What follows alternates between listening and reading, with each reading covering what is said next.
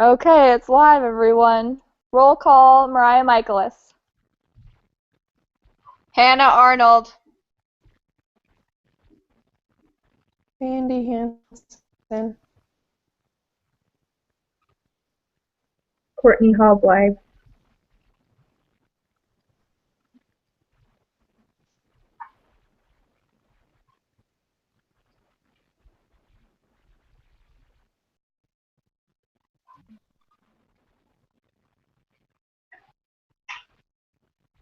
Is that everybody? No, I see Richard. We have Rich. Richard, we can't hear you. Yeah, we can't hear you at all. We see your mouth moving, though. We have Stephanie that's here. We have Adam. Angelina. We can't hear you still. Rich is here, but that's funny because my camera's not working and Rich's microphone's not working. It's a good week for us. It's just going to be interesting. We're just going to be reading lots of chats. Think of it that way. There you go. That's okay. All right. So Let's start. what we're going to start. Rich and Angelina, if you have anything to say, just type it in until you guys get your cameras or your microphone-y things figured out. Okay. So question number 1. Having completed the book, how was your understanding and perception increased of the process of international law, international policy and law? And I think the biggest thing I learned is it's just a battle, honestly. Yeah, totally. You have certain topics like abortion or whatever. Like abortion was just the big one that they hit. And these laws they aim to protect the individual rather than the family. And so it's driven by like selfishness, and then you have all these groups that want to like push this idea, but ends up just destroying the family. Oh, completely. It's true. I was like reading the book, I kind of started to realize how like I guess more complicated I never like really realized how complicated it truly was, like the whole law and policy and everything until I started reading the book and it was like, wow, it's just so much more than I ever imagined. Truth. Hey, quick question, Mariah, can you check? Rich says the leader of the chat may have put me on mute. And put him on mute. Control room. While you do that, I'll read Angelina's answer. Oh wait, did my camera work now? Nope. Nope. Rich. Try talking now, Rich. Nope. Now try. Yep, it's not working. Still not working. It definitely...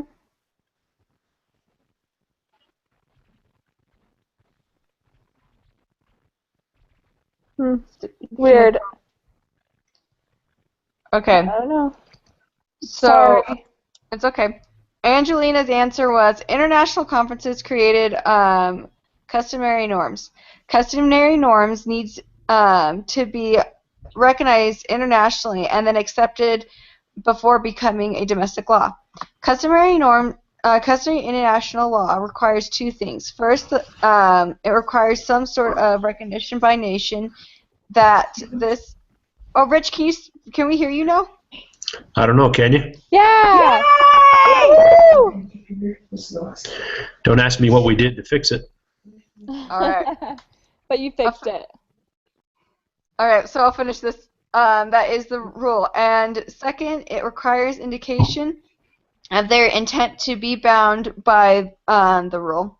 And it's found on page 25. I was going to say, that sounds very familiar. Okay, so it was found in the book. Okay. Okay, Rich, what did you think of the question? I've thought that whole book, I mean, it was really cool to be able to read and experience that with Brother Wilkins, but at the same time, it was interesting to me to realize how much power, how much, I'll call it corruption, I don't know if that's the right word or not, is found in those types of conventions or meetings or whatever, when the people that want to have things done just kind of manipulate everything to happen the way that they wanted to, and that you really had to stand up as the minority and in order to be heard. And it's interesting because then you get out in the world where the minority may be the feminist or the pick your group or whatever. They might be the minority, and then they're the ones that are yet being heard all the time. And yet when we're in those settings where the minority individuals are the ones in charge and taking control of the meeting, then the minorities are not heard at all. Does that make sense? Totally. I just thought that was interesting. Yeah, it's definitely about a weird balance situation, and I think that was really good that it touched that, because sometimes we just get very synced in onto our side and like kind of just feeling like almost a pity party for ourselves. Like obviously, Yeah, I agree. It just is, we're like, oh, being LDS, we have these beliefs and it's so hard, but we also have to kind of see it from the other side too. They have their own set of trials that go along with their own party and their own views.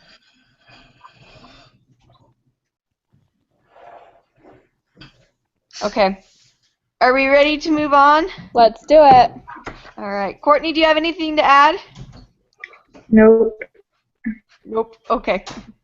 I don't see Nicole. Did she don't make it? Yeah, so far her and Savannah aren't here. I added Savannah again, so I don't know. Should I try adding Nicole? Sure, try it. I mean, worst is they don't come. Okay, I added Nicole again. Okay. All right. What role did you see the Lord playing in Professor Wilkinson's efforts to advocate for families of the world? What lessons did you learn for your own efforts? So I had written that the Lord played a huge role in Professor Wilkins' efforts. I don't know, I thought this book was just so cool how you kind of got both sides, you know? You got to see the whole side of him advocating for something he believed in, and also like how the Lord played in his role. And so here I put, we see Crofty Miracles taking action throughout the book. It is incredible to see that the Lord truly has a plan for every one of his children here on the earth, and that this is part of Professor Wilkins' plan. It is no coincidence that the prophet came to his ward and said things that he needed to get inspired. And then I thought it was really cool that the prophet had talked about the proclamation of the world, and that's kind of what like triggered everything. I thought that was a complete miracle. And then Had the proclamation just barely come out? Yeah. I mean, the timing of that is just amazing to me. It's perfect. Seriously, the Lord's plan is perfect. It's crazy. And that's what triggered everything. That's just what was so cool. It's true. And I think, honestly, you have a lot, like, everyone has the potential to, like, be an advocate for the family. But there's only certain people who will be ready to go and, like, proclaim the gospel. And I think it's interesting because you could tell he was ready to do the Lord's work. And the Lord definitely used him as a tool, like speaking in the UN conference about the dangers to the family that affect our society and the world. Let's be serious. He was able to touch so many people with that. Completely. And even, I bet you, honestly, people felt the Spirit. Oh, yeah. Totally. It's hard not to when you have the Lord on your side kind of like that, you know, where he sends the prophet to you to, like, testify something that's true, and then, I don't know, he took it upon himself to do the rest, which I thought was really cool. So. True. I thought it was cool how Susan just like asked him to go and he didn't want to and he's kind of fighting it and he finally, decided to with his wife's support and all of that also. Yeah. So I think, the Lord definitely had an influence with that in putting like her in his life to, invite him to go. Which is funny because I was thinking that same thing. There's another question that talks about like people that, what was it, that were supporting roles, and I talked about his wife. I thought his wife was a huge supporting role. She was awesome. I also think that something that it's kind of small, but it still applies to the question, is that I know he always made sure he had time to read his scriptures and say his prayers every day. Like, even as busy as he was going crazy, he wasn't getting any sleep, but, like, because he did those things, he was able to present the things that he wanted to and stick through the whole thing. It's true. Mm-hmm. It was totally. I appreciated the way that the Lord honored his commitment to serve. I mean, because he was there for like 3 weeks or something like that. Yeah. And the whole time he'd been wanting to find that one mosque, the only mosque that he really wanted to find. And he goes and he serves and he does his thing for 3 weeks and advocates and blesses people's lives and doesn't sleep and doesn't eat and just life is just crazy. It's not a vacation at all. And then on that Sunday he decides to go to church. He's where he's supposed to be. And then because he's there, he sees the mosque that he's been looking for. And he was able to then take a cab or a taxi or whatever and go down and find it. But I really appreciated the lesson then that the Lord taught him while he was in that mosque about the tree of life. And all of us are children of God. We're all seeking the same fruit. Even his enemies that he had been hounded by for the last 3 weeks, he had a different vision and view of those individuals at that very moment. And I thought that lesson in the hand of God in helping him understand that was very critical for him as he continues then from that point on to advocate and do his work for the family or whatever. It's true. All right. Do we want to move on? Yep, let's move on. Yeah. I'll read Angelina's if you want. Oh, of course, please. The Lord had President Hinckley spoke in Wilkins Award Family Proclamation to the World. Wilkin had received comfort, witnesses, and reassurances of the Spirit on multiple occasions. Wilkins had received promptings of the Spirit from time to time when he was humbled and turned to listen to the Spirit. The Lord presented opportunities for Wilkins. For example, Susan inviting and choosing Wilkins to represent their organization and defend the family. The Lord and Wilkins' loved ones motivated Wilkins to have courage and to move forward in faith, not knowing beforehand the things which he should do.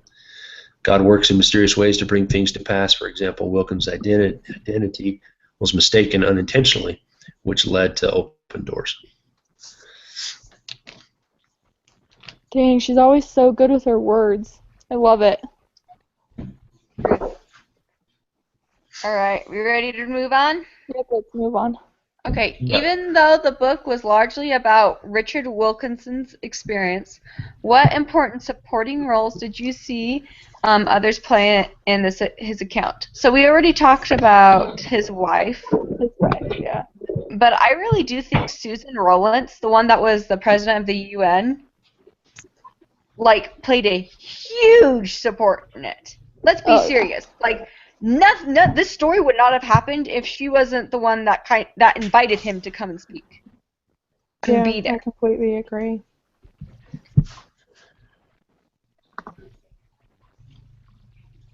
What about the support of the credit card clerk that ended up he knew Richard by name, I think, by the time it was over, because he had to go and expand his credit on the credit card to make all those copies so many times. Oh, he probably. That was funny. Sorry, I'm so tired. I don't even know where I was going with that sentence. Is it weird to say the Lord? I don't know. No? Because the Lord supported him through everything. He's the reason there were other supporting roles. That's why his wife was behind him. That's why everything happened. And I don't know, I just thought, like, the Lord is like our supporting and our support and our motivation and everything. And so I just saw that his hand in Professor Wilkins' life was just like, it was completely there the whole time, and it was just cool to see that throughout the book. True. We better mention his kids. I think his kids probably. That's family. It's not easy to go without a dad for 3 or 4 weeks. Yeah.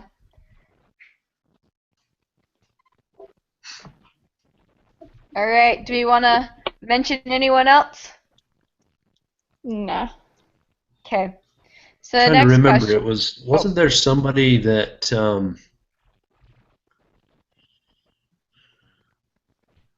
it seems to me that in the story, and I apologize, I read it like 3 or 4 weeks ago, so I didn't brush up on it like I should have for this, but it seemed like there was somebody else that always would encourage him in his advocating, somebody else that was at the conference, that one lady that came and told the story or something, or was that Susan? Am I mistaken? I thought that was Susan, but I could be very wrong.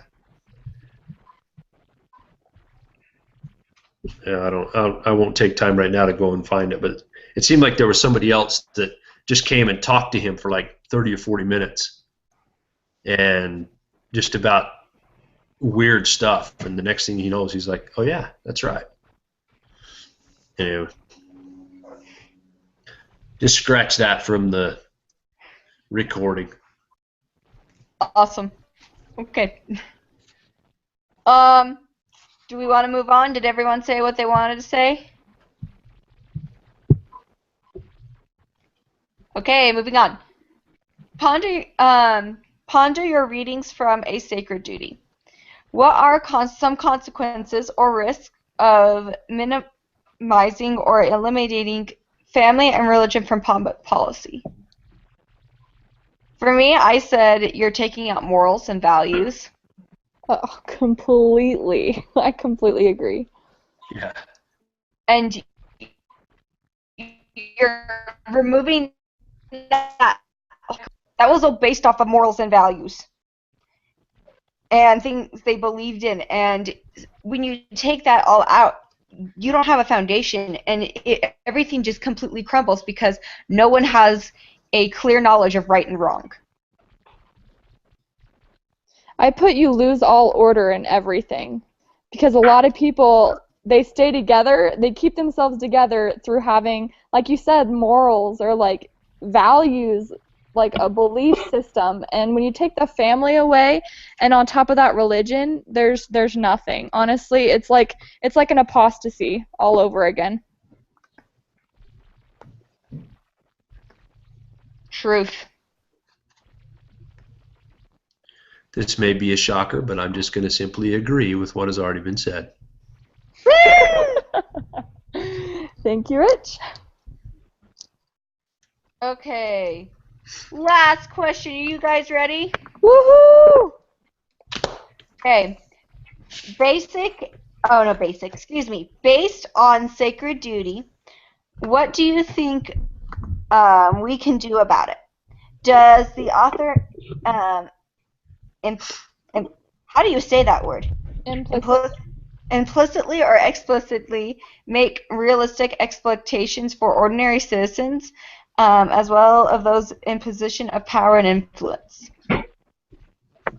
And this one, I really struggled with this one, so I kind of wanted to hear from you guys before I wrote my answer. I did the same thing. I had all the answers except for that one. I was like, I don't know what to put. Me too. Great. Gosh, look at her butt. It's That's just funny. like so big. So, what do we say? I don't know. Rich, Do you want to dig us out of this hole? Well, as unprepared as I might be with the same question, y'all, No. read the question again for me. Let's just discuss it. Let's pick it apart. Okay. So Based, okay, you get it, Hannah. You got it. based on a sacred duty, what do you think we can do about it? So I'm thinking it's talking about eliminating the family or religion from public policy. Does the author implicitly or explicitly make realistic expectations or Suggestions. excuse me, for ordinary citizens as well as those in position of power and influence? Well, here's you asked for my opinion. Here it goes. Explicitly, I don't think any one of us are going to be able to do exactly what or have a similar experience that Professor Wilkins had, unless we decide to take our life, dedicate it to law, have a practice. I mean, it's just the Lord took him in a roundabout way journey to get him to Istanbul, if that makes any sense at all. And so I don't think explicitly Professor Wilkins is inviting us to go and follow those same footsteps. But implicitly, he wasn't doing anything at all to advocate for the family. Even after he had done the law thing and was a law professor at BYU, all of these things, he was still living his good life. They were building their dream home. He was going to go be Tevye in the play. I mean, it was just going to be this life is rosy and peachy and happy. And yet the Lord turned for him and took all of his strengths and allowed him to then go and bless the world, basically, because of his efforts. Implicitly, I think we are invited to do similar simply by we can take our strengths, the gifts and blessings that the Lord had given us, and we can make our family, number one, a better place. Then we can make our community a better place through our interaction in that community. And so I think majority from reading this book, it's an implicit call to me to be a better husband, father, community member, and take my beliefs and my blessings and the strengths that the Lord has given me and do something with them. Don't just stand by and watch the world happen. How's that? I like that. Let's get it started that way. You know, and then while you were like talking about that, I started thinking about how often do we not say anything to what's going on, like in our world with people, like tearing apart the family. Like, okay, this is a really random story, but I was in class the other day, and I was sitting behind these two girls who were completely just bashing on everyone that was talking. They like called people like lesbians in the class. They called people ugly and started just using so much profanity. And I just was trying to keep my composure and not turn around and like kill them. But like looking back at it now, I should have said something.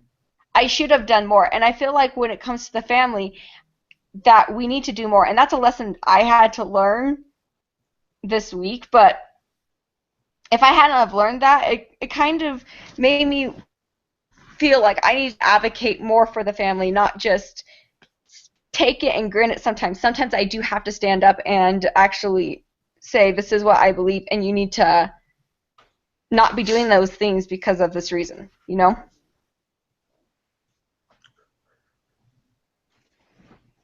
What a great lesson to learn, though, to be able to know that you need to say something. I mean, because that we apply that in everything. I'll dovetail off of that. I had the missionaries stop by my house tonight. They wanted to go visit the neighbor. Really? You want to go visit the neighbor, and you want me to come with you? You mean I'm supposed to say something about the gospel to my neighbors? Yeah, let's go advocate for the family to my neighbors. So I took them a proclamation. We had a great visit. It was awesome. Wow, awesome. That's super great. Look at you, a little missionary. Little Missionary Rich. That's awesome. I love hearing stuff like that.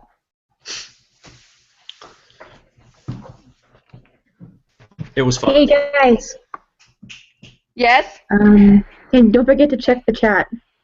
Ah, sorry. Heard him though. Like you were scared of him. Okay. Let's see. Wow, okay. We need to go back. There's a lot. Okay. No, we're not doing too bad.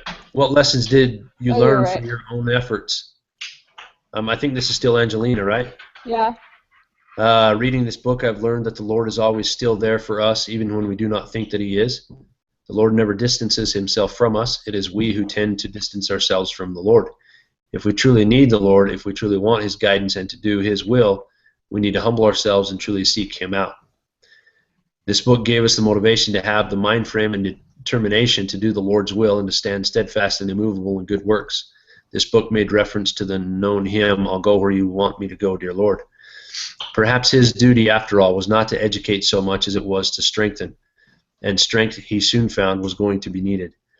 Stumbling upon this line in the book, I realized it contained a great message. We all have a duty to fulfill. We need to be proactive and need to keep moving in faith. In order to make an influence or to have anything start moving forward, it all takes just one person to start and the rest will follow. Many people are afraid to take the first step forward to advocate for what they believe in. However, once they do so, they will realize that they are not alone. There are always others supporting and believing in the cause as well. I think that's what I was leaning towards or talking about from Hannah, your experience, and then the missionaries coming over.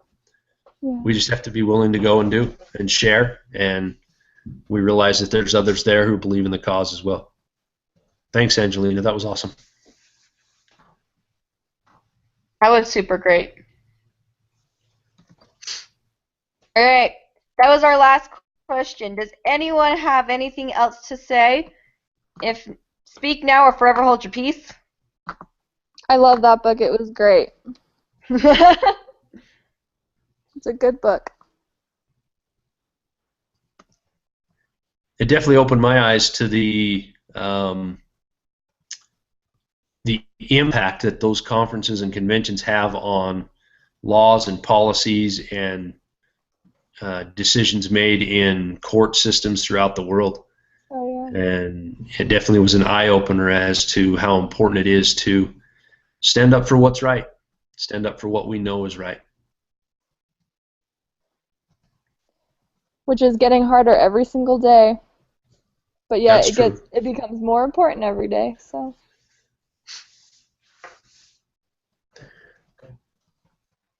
I wonder if some of this is part of the separation of the wheat and the tares that the parable of the Savior used. Oh, it's gotta be. Are you kidding me? I think it has everything to do with it.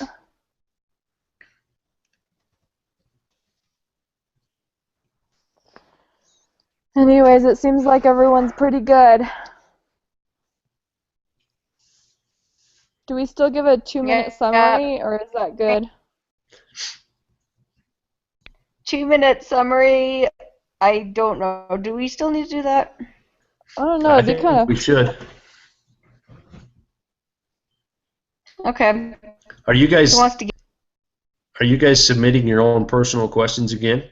Yeah. Yeah, that's what we all have to do now, unfortunately. Okay. Yep. I didn't read that this time again, so.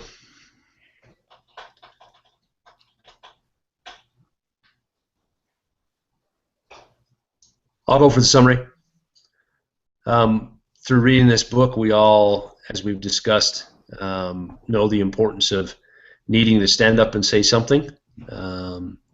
It's important to believe in what we believe in and have faith that our Heavenly Father will not leave us alone, that He will always be with us, and that as we do our part to further His work, He will ultimately open the doors that we don't see possible that could open, and He will prepare the hearts of those that we come in contact with, those that we talk with, and those that we are around in order to allow the miracles to happen and the lives to be touched and the family to be protected.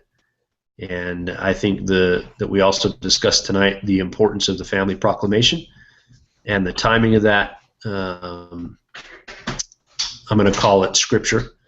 The timing of that proclamation coming forth, and Professor Wilkins definitely used it and saw it, and the benefits and the blessings that it came not only to him personally, but to the world. And here we are 20-some years later, still using that same document to advocate for the family and do it in a loving and friendly and kind way, because we are all children of our Heavenly Father, and He loves us so much. Awesome. That was beautiful. Okay, guys, so we'll see each other next week. Okay. Yep. Okay, Same sounds time, good. same place. Bye, have a good week, everybody. See you. Bye.